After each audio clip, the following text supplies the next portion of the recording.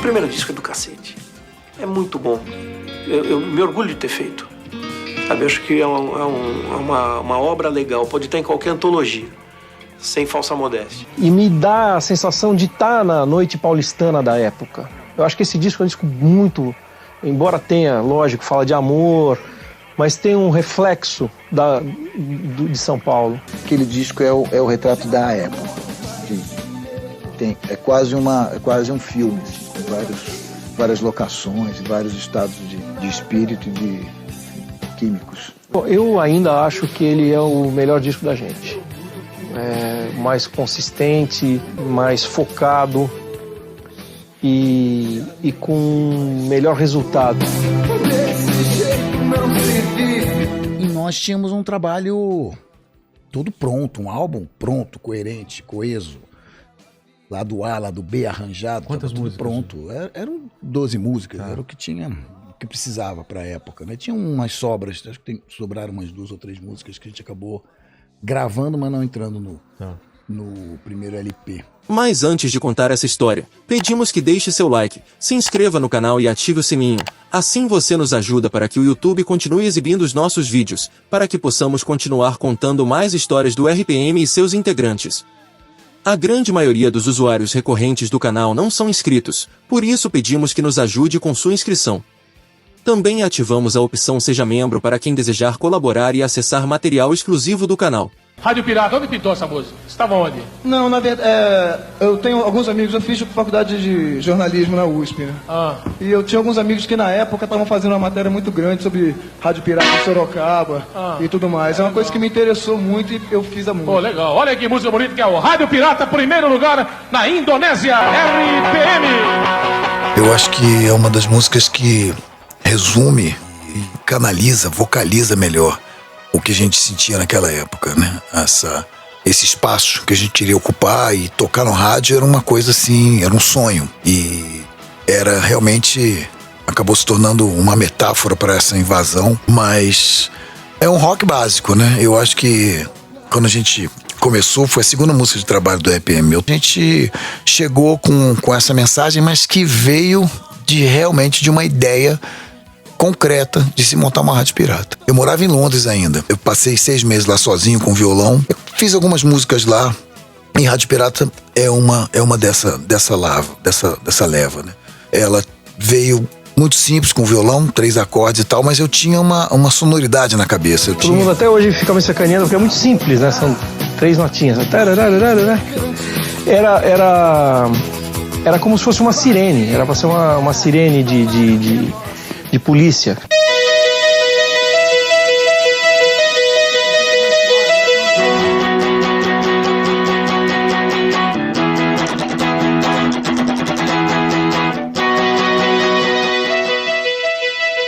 Toda banda precisa de um rock básico. Esse é o nosso rock básico. As pessoas não esperavam essa porrada que foi Rádio Pirata depois de Louras Geladas. A gente estava buscando, na verdade, um rock, né, que fosse bem direto, que sintetizasse o que a gente estava querendo dizer na época. E havia uma cena de rádios pirata em São Paulo começando. Eu falei, cara, isso é um grande gancho para uma canção, porque a coisa do pirata e da caveira, toda aquela simbologia que na época não tinha nada a ver com os produtos piratas e chineses e tal, é um símbolo histórico, né, da luta contra o poder, de uma certa maneira. Mas o que me deu mais trabalho, naturalmente, foi a letra. A pirataria naquela época era uma outra coisa. E nós queríamos realmente saquear as rádios, invadir as rádios, como aquele filme que acabou rolando anos depois com o Brendan Fraser, que ele tem uma banda de metal e eles invadem uma rádio para obrigar a rádio a tocar o disco dele. E eu comecei a costurar essas metáforas. O imperativo, né? Façam a revolução. Toquem o meu coração, é uma ordem, sabe? Uma coisa assim. Mas é isso mesmo. Isso nem sempre é bem recebido, você tem que tomar muito cuidado ao utilizar esses elementos, são inflamáveis. Mas a intenção era realmente inflamar. Então eu acho que deu muito certo, as pessoas entenderam. Nós queríamos essa revolução, a questão da pirataria enquanto atitude, enquanto postura do rock moleque que estava chegando, folgado e querendo aquele espaço, estava resumido ali, colocado ali naquela letra. Até hoje, quando a gente faz essa música, é uma catarse, simboliza muito bem, ainda que alguma coisa tenha mudado, porque a gente quis dizer e disse na época. Ela conseguiu explicar para as pessoas o que era a banda, qual a intenção da banda.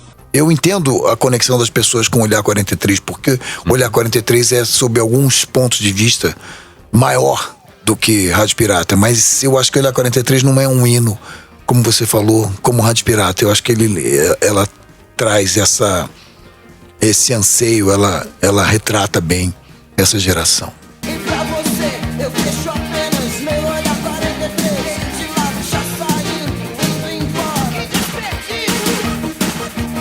Toda banda tem o seu Satisfaction, né? O Satisfaction do RPM é o Olhar 43.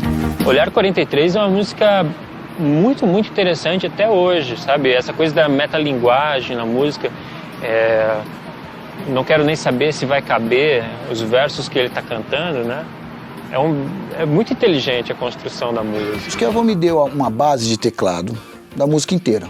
E a primeira coisa que eu fiz foi colocar uma melodia de voz. Como a harmonia andava muito, era melhor eu manter a voz numa mesma nota. Então, o teclado ia mudando e eu ficava na mesma. E a gente aproveita e usa o arpejo em hold e faz a introdução de uma música que todo mundo deve lembrar, que chama Olhar 43.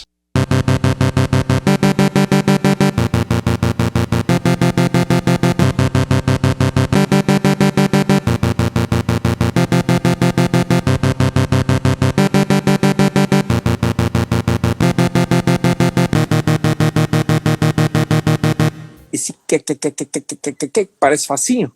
Vai lá e faz. Vai lá e faz. Demorei meses para desenvolver essa meta. Aí eu tinha que me preocupar com a letra. E a letra era para vestir aquela melodia com uma letra que ficasse o tempo todo mantendo o interesse das pessoas, mantendo a riqueza, mantendo o nível alto. Deu trabalho. É uma espécie de ourivesaria, de joia lapidada. Foram dias trabalhando nessa letra, eu nunca estava satisfeito. E cada palavra, cada frase foi muito pensada, né? Eu tinha 8 versões daquela música, eu ia fazendo as letras e ia fazendo camadas, assim, colocando novas ideias e novas rimas.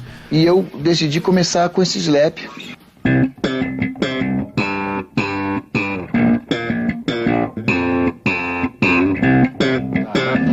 Chave de todo pecado e tá limpendo pra um garoto introvertido como eu. E começo, na verdade, na mitologia grega, onde eu cito Diana, que é a deusa da caça, e Afrodite, que é a deusa do amor. E Afrodite já imediatamente me remeteu a Brigitte pela rima, não me furtei a essa referência. E Brigitte, eu falei, bom, tudo bem, Brigitte era um grande ícone nos anos 60, mas agora, aqui, quando eu estou escrevendo essa canção, em 84, 85, a Brigitte do momento é a Stephanie de Mônaco. É a gata do momento. Então, eu citei a Stephanie de Monaco, né, que é a pronúncia francesa da palavra.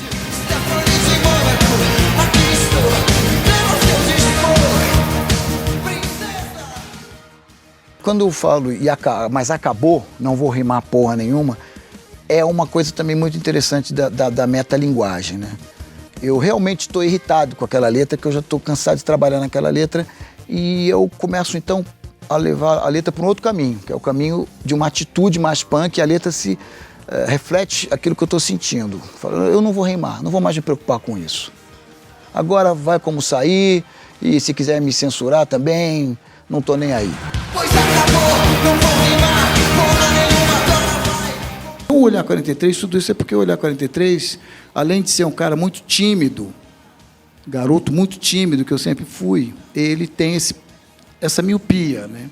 Então ele fica tentando compensar com o olhar, ele fica tentando transmitir com o olhar o interesse que ele tem por aquela pessoa. Tudo começa pelo olhar, né? Mas no Olhar 43 eu faço toda uma viagem do cara, vou, não vou, olha como ela é maravilhosa e tal, mas no final, coerentemente, ele não vai. E ele vai embora, triste. Quando eu tinha meus 16, 17, 18 anos, se você não chegasse, dificilmente a menina ia chegar. É um olhar de timidez, é um olhar que procura transmitir no olhar as coisas que o personagem da canção não tem a iniciativa, pegada de chegar na garota, então ele fica tentando, né, ter algum tipo de resposta antes de se aventurar no tete-a-tete, no mano a mano. Para diferenciar, eu quis dar um número para aquele olhar e deixar bem claro que era um olhar especial. Normalmente, quanto mais trabalho, mais empenho, mais disciplina, mais foco você põe no trabalho, melhor ele fica. Essa é a grande lição dessa letra, que não foi uma coisa que fluiu, eu tive que suar mesmo. E, ao mesmo tempo, essa sensação incrível de ter colocado alguma coisa no cancioneiro popular que acabou se tornando, enfim, de domínio público, né? A expressão já não pertence mais a mim, não pertence ao RPM. É uma expressão que ganhou vida própria. Isso é muito, muito bacana.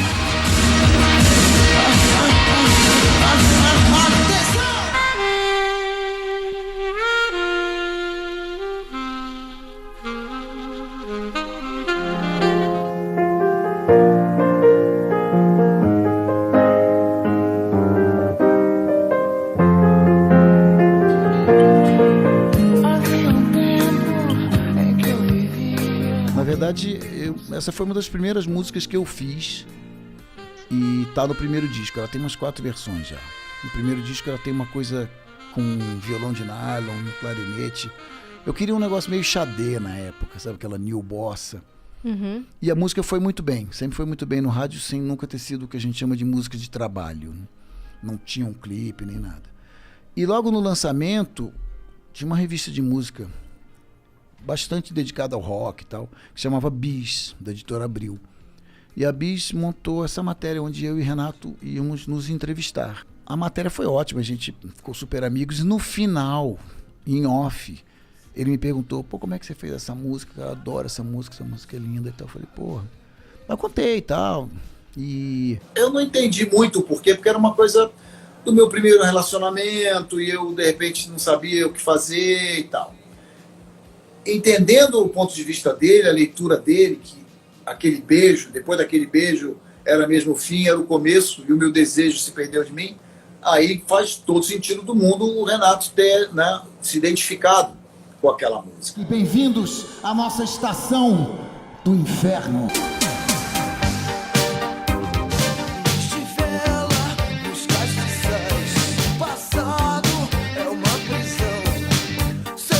E a gente queria marcar o nosso território, marcar o nosso estilo, a nossa cara. Esse disco eu acho que ele não deve nada pros gringos, em termos de sonoridade, nem musicalmente. Ele é um disco bem definido mesmo, as coisas, e a sonoridade é maravilhosa. E o disco trouxe sonoridade nova, não havia nada igual. Eu acho que...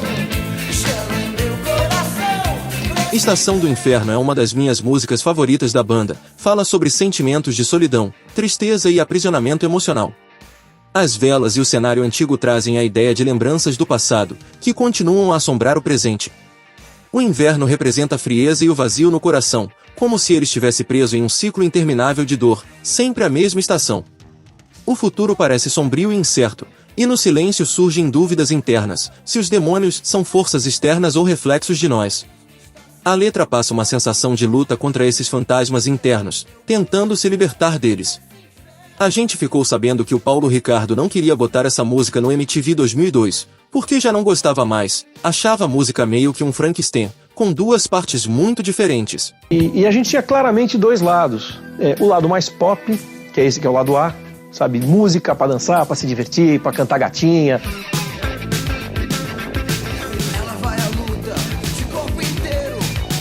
São Paulo tinha um circuito de noite bem legal na época. Tinha muita danceteria, tinha o Madame Satã. O Satã foi o nosso Cavern Club, assim. A gente fazia o Satã todo fim de semana.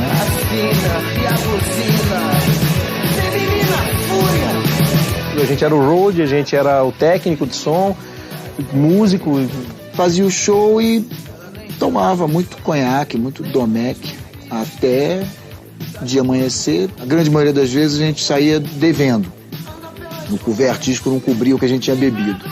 Mas já era uma boa coisa, se empatasse estava bom. A música, a fúria do sexo frágil contra o dragão da maldade, retrata a força, a coragem e a vulnerabilidade de uma mulher que enfrenta a cidade e a vida de maneira intensa e determinada. Pode estar falando de uma mulher que se vende por dinheiro. Ela é consciente dos perigos e dos desafios da vida na noite. Ela pode ser uma jovem sonhadora, uma mãe de família, ou até sua própria filha. A letra destaca tanto a resistência quanto a humanidade dessa mulher que vive entre o prazer e o risco.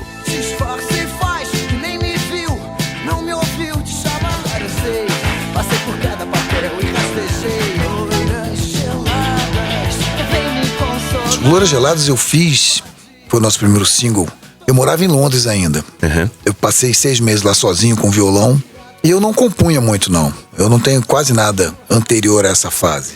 Mas lá eu me obriguei a compor porque era muito frustrante já estar escrevendo, estar cheio de ideias e não ter ainda o domínio da linguagem musical. Louras Geladas talvez seja uma música com um riff, com uma batida, uma pegada entre as coisas mais contagiantes feitas naquela época.